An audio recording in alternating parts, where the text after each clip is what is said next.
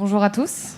Je suis ici pour vous présenter Make Sense, ce qu'on fait et comment est-ce qu'on travaille sur la coopération. Et puis vous verrez que c'est à plusieurs niveaux. Make Sense, nous, notre première... Déjà, qui est-ce qui a déjà entendu parler du mouvement Make Sense ici ? Quelques personnes, ok, chouette. Du coup, notre première ambition, notre mission, c'est d'impulser le développement de solutions qui soient innovantes et pertinentes pour résoudre des grands enjeux de développement humain, de développement inclusif, de développement responsable et durable. Et donc pour ça, on a plusieurs modes d'action. On a un premier mode d'action qui est certainement celui que vous connaissez le plus, qui est de développer des communautés de citoyens, de bénévoles et d'entrepreneurs un peu partout dans le monde, qui vont s'engager ensemble pour identifier, faire émerger, tester des solutions pour résoudre les problèmes qui les touchent. Les problèmes qui les touchent, ça peut être très vaste, ça peut être l'inclusion de personnes réfugiées, ça peut être l'intégration des personnes en situation de handicap, ça peut être la lutte contre le gaspillage alimentaire ou encore la lutte contre la précarité énergétique. Donc toutes ces problématiques qui sont notamment résumées par les objectifs du développement durable, et donc d'engager un peu partout dans le monde ces communautés de citoyens qui ont envie d'agir mais qui ne savent pas forcément comment faire, et donc de leur donner les outils pour identifier des projets, soutenir ces projets au sein d'ateliers, d'événements, etc., voire même eux-mêmes monter leurs propres projets, et notamment des projets d'entrepreneuriat social. Et donc on travaille sur la coopération ou la collaboration entre des citoyens un peu partout dans le monde sur ces solutions innovantes. Et ça nous donne en fait un terreau d'innovation où on va pouvoir repérer plein de projets, identifier ceux qui nous paraissent les plus prometteurs et puis les incuber, les accélérer pour avoir des solutions qui puissent se développer à plus grande échelle et avoir un impact sur les problématiques à plus grande échelle. Et la troisième étape, c'est véritablement de travailler entre ces solutions qui viennent du terrain, qui sont souvent portées par des entrepreneurs sociaux, et de travailler en collaboration, en coopération avec des acteurs, qu'ils soient publics ou privés, pour voir comment est-ce qu'on peut faire passer ces solutions à l'échelle et comment est-ce qu'on peut faire de ces solutions qui sont souvent à l'échelle locale des solutions qui peuvent véritablement impacter le monde.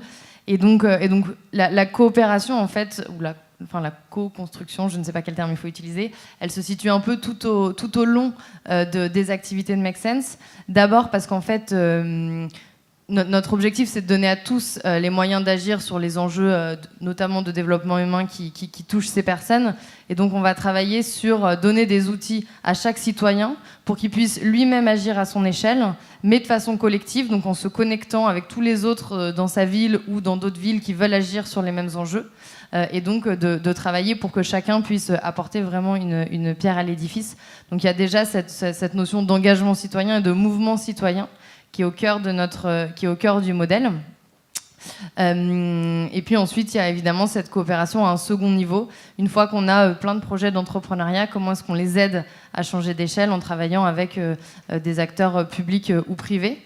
Je vais peut-être vous donner 2 exemples pour illustrer ces éléments-là. Un exemple d'abord sur la thématique de l'intégration des personnes réfugiées. Il y a 2 ans de ça, en fait, on a un groupe de bénévoles assez actifs à Berlin. Il y a 2 ou 3 ans même, c'était un petit peu avant que la thématique des réfugiés fasse la une de tous les journaux, qui ont vu à Berlin que ça commençait à être un vrai enjeu, qui se sont dit on va se mobiliser ensemble pour identifier dans notre ville des projets et des entrepreneurs sociaux qui travaillaient sur l'accueil des personnes réfugiées, sur l'intégration par l'emploi, etc., des personnes réfugiées. Et ils ont organisé pendant plusieurs mois des conférences, des événements, des ateliers, des actions pour soutenir ces projets, pour leur donner de la visibilité et pour les aider à se renforcer. Et grâce à la puissance des réseaux sociaux, en fait, des groupes de bénévoles dans d'autres villes, à Londres, à Paris, dans d'autres villes de France, se sont dit nous aussi, cette thématique, ça nous importe. Nous aussi, on va lancer des actions pour soutenir ces projets. Et du coup, pendant des mois et des mois, il y a dans une quinzaine de villes, des manifestations, des ateliers, etc., qui ont pu soutenir des projets qui contribuaient à aider les personnes les personnes réfugiées partout en Europe. Et donc on a vu vraiment un mouvement très grassroots se développer. Et ça, en fait, ça nous a donné la force et la légitimité ensuite d'aller voir des partenaires et de dire regardez, notre communauté s'engage, les citoyens ont envie de s'engager sur ces sujets. Vous, institutions notamment publiques, c'est aussi votre devoir de vous engager. Et en fait, ça a donné à 2 types de coopération assez intéressantes. Un, on a pu travailler, et on est encore en train de travailler avec la Commission européenne pour accompagner des personnes migrantes dans des projets d'entrepreneuriat. Donc dans 5 pays d'Europe, et notamment en France, on accompagne des migrants entrepreneurs dans la création de leur propre emploi en France, mais surtout dans la création d'entreprises qui vont pouvoir générer de l'emploi, de la richesse et de la valeur pour la société d'accueil. Et donc via ce programme-là, non seulement on arrive à mieux intégrer et à répondre aux besoins de ces personnes, ça touche également toute leur communauté. Et puis on change aussi la façon dont la société d'accueil perçoit les migrants, qui sont plus des poids, mais plutôt des acteurs aussi du développement.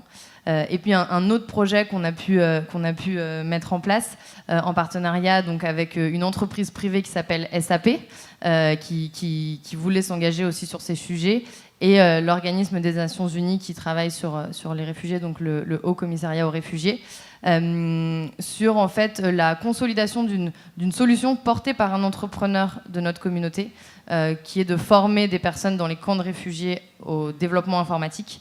Donc on a monté tout un pilote entre SAP, un camp de réfugiés et cet entrepreneur. Il y a des personnes réfugiées qui ont été formées au code, qui ont trouvé un emploi. Et donc sur la base de cette première expérimentation, on est en train de réfléchir à comment est-ce qu'on pourrait dupliquer cette solution dans d'autres camps de réfugiés et donc faciliter l'employabilité des personnes réfugiées dans d'autres camps. Et donc du coup, à travers cet exemple, ce que je trouve intéressant, c'est de voir comment, sur des problématiques qui leur tiennent à cœur, des citoyens ont pu allier leurs forces, soutenir des porteurs de projets, montrer que c'était un sujet important.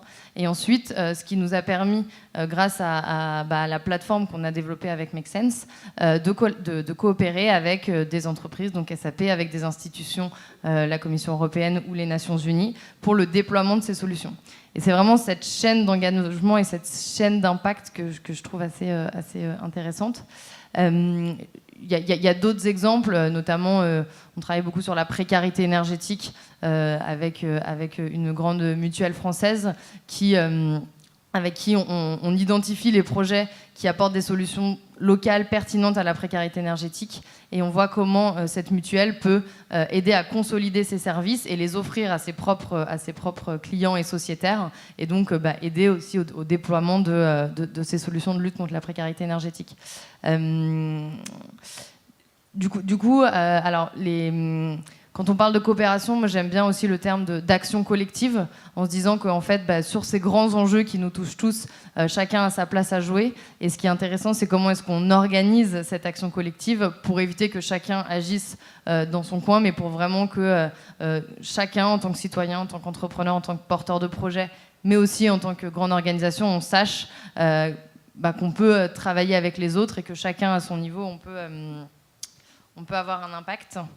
Et une des grandes, je crois, un des grands enjeux aujourd'hui, c'est de réussir à faire parler des mondes qui s'ignorent et surtout qui ne se comprennent pas forcément. Alors sur un tout autre sujet, on a essayé de réunir en Afrique sur la thématique de l'empowerment des femmes, le programme alimentaire mondial, des ONG, des entrepreneurs sociaux et des chaînes de distribution, qui travaillent tous sur la sécurité alimentaire et l'agriculture dans ces pays-là, mais qui, en fait, ne s'étaient jamais parlé. Et on a fait juste 2 journées, un peu dans cette même configuration d'ateliers, etc. Et on avait l'impression qu'on ouvrait un nouveau monde.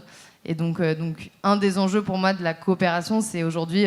c'est beaucoup des acteurs similaires qui coopèrent ensemble, alors que si on veut aller un cran plus loin, ça va être aussi par la diversité et la confrontation des points de vue, des enjeux, des objectifs qu'on arrivera peut-être à aller un cran plus loin.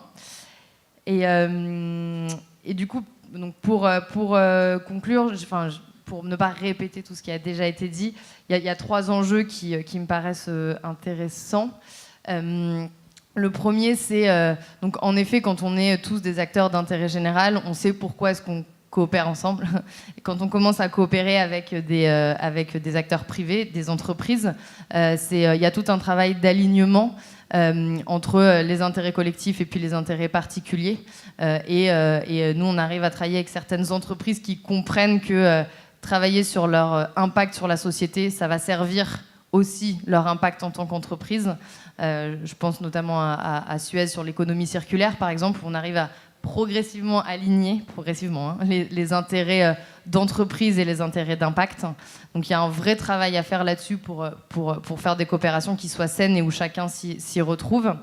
Et puis une fois qu'on a aligné les organisations, je crois qu'il y a vraiment un travail à faire aussi sur les personnes au sein de ces organisations qui vont monter ces coopérations. Parce qu'en vrai, on n'a pas... la coopération, c'est pas inné aujourd'hui dans un monde, surtout dans un monde économique et concurrentiel. Donc ensuite, travailler sur comment des personnes dans différentes organisations qui ont différentes cultures de travail, parfois différentes cultures tout simplement, différents objectifs, différentes expériences, comment est-ce qu'on arrive à ce qu'ils se comprennent pour vraiment faire les choses ensemble. Et dernier enjeu sur lequel on réfléchit beaucoup, c'est comment est-ce qu'on peut faire de la coopération à grande échelle avec des citoyens un petit peu partout dans le monde. Et là, je crois qu'aujourd'hui, on a la chance d'avoir des outils, le digital, tout ce qu'on peut faire aussi sur la collecte de données, le suivi des projets, etc., pour se dire, en fait, on peut aussi impulser des coopérations via le digital et le faire à grande échelle pour éviter de toujours réinventer les choses, mais essayer de capitaliser sur les actions des uns et des autres. Voilà. Merci Alizée.